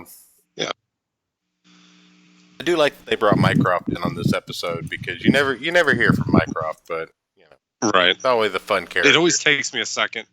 Yeah, it always takes me a second to remember who he is. Yeah. Well, I mean, he never gets any respect, but I guess when your brother is Sherlock Holmes, like, what do you, like, why would you even try? Yeah, exactly. You just look in the mirror one day, well, I guess I'm just going to be the fuck up in the family. My coke-addled brother is superior in every way to me. I mean, what am I supposed to do with that? Yeah, you really have to take a hard look in the mirror when that's the case. Well, I mean, Holmes is taking a hard look in the mirror with a straw right now.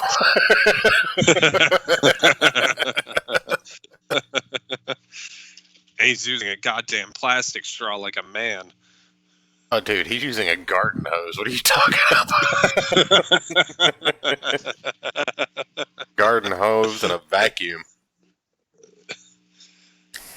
No, see, he has the vacuum. He has two hoses on it, one for the in, one for the out, and he just has the outlet just shoved straight into his face. Yeah, just covering his entire head.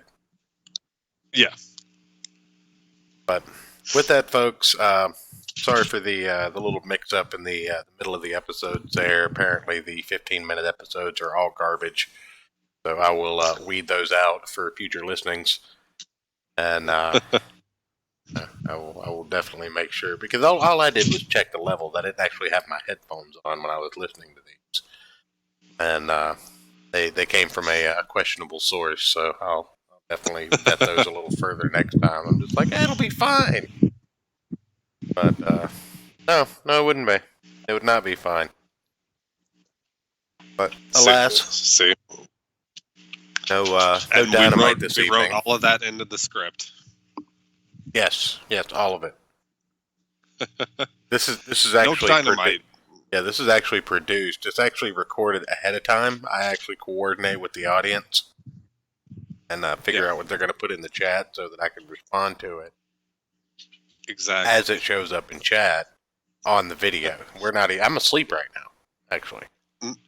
Well, no, all the chat is just dummy accounts from the two of us. That's actually believable. Don't say that.